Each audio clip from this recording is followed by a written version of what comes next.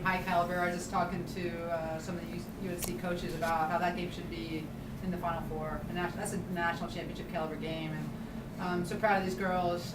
Because that's a game earlier in the season. That was our one loss, and we didn't play well. UNC took it to us, and I think we came out and showed how much better we got through the course of the season. And it was a great battle. It was two great teams, and really it was a flip of a coin at the end. I think we were creating some more chances towards the end. They probably had the run of play in the first half. And I can't say enough about the work rate, especially the two players next to me.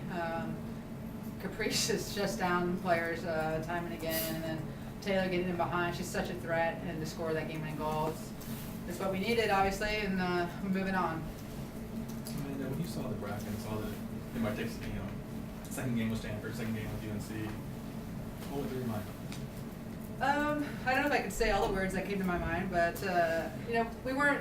Not having the number one seed came to mind first because we thought we deserved that with our body of work through the season, and then being put into not only getting the number two seed but being put into this bracket with UNC. It's like, when I looked at it, I was like, wow, we have to beat the last two national champions just to get to the Final Four, and that's what right now we feel like, wow, we feel like we accomplished something and we haven't even gotten to the Final Four yet. So it's a weird feeling because these last two games, especially Stanford and UNC. Those are Final Four caliber games. Like the level of the play, the intensity over the course of the whole game. So again, it makes me even more proud of kind of overcoming a little bit of the committee's decision of where to put us, and that's all I'll say about that. Taylor, can you take us through what happened on the game-winning goal? Well, we've been working on that the entire game, just finding the slip pass and then making a dangerous run and stuff like that. So. I saw Sarah look up and we made eye contact, and she just played a great ball through, and I'd had so many chances during the game. I just knew I was gonna finish this one, and so I saw the far post was open and just tried to slot it, but followed up my shot and just finished it. So. Both players in UNC love to pressure teams, but for you guys, how much talk was there going in about trying to pressure them, trying to get up on them?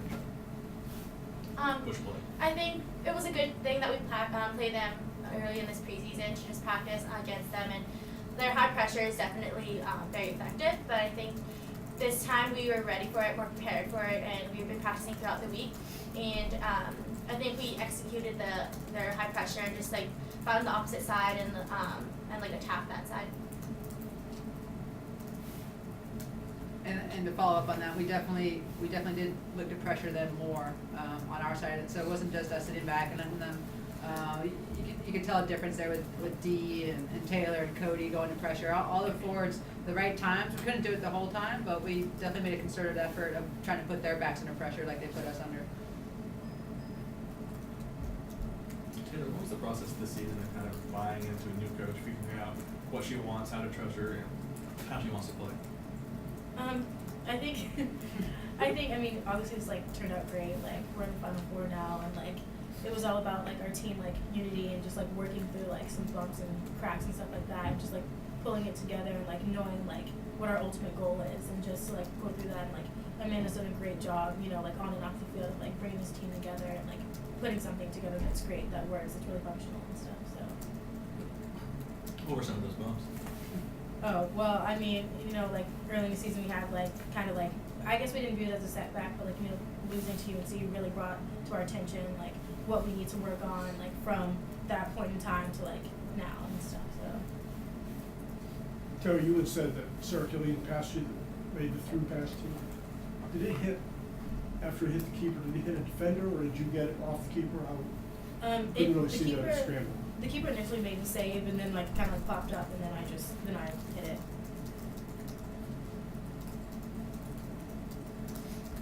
It definitely looked like a scrum of who was going to get there first off the rebound. We were all holding our breath for that one. Taylor's fast, and that explosion helps in those situations. Coach, how much has this team changed or grown since that first trip to North Carolina? A lot. We had players, that came in late in the preseason because they were at the U20s. We had a player that joined us late in preseason that wasn't even at Allie Courtnall. She didn't even start that game, or did she play in the defense that game? So Just different personnel and different positions from then to now, but just the way the whole team is playing. We were a little behind, I think, because I didn't have the whole spring to work with them on some of my concepts and what our ideas are and the attack and defensive schemes. So in preseason, that's such a short time. So I felt like we were, one of the comments I read after our UNC game, it looked like, it said we were lacking, and I don't remember the exact quote, but something about being a couple weeks behind UNC in our preparation, and I actually agreed with it. I felt like we had some catching up to do with the rest of the world just because we didn't have our whole spring. And so we used that time from the Notre Dame tournament to Duke's tournament.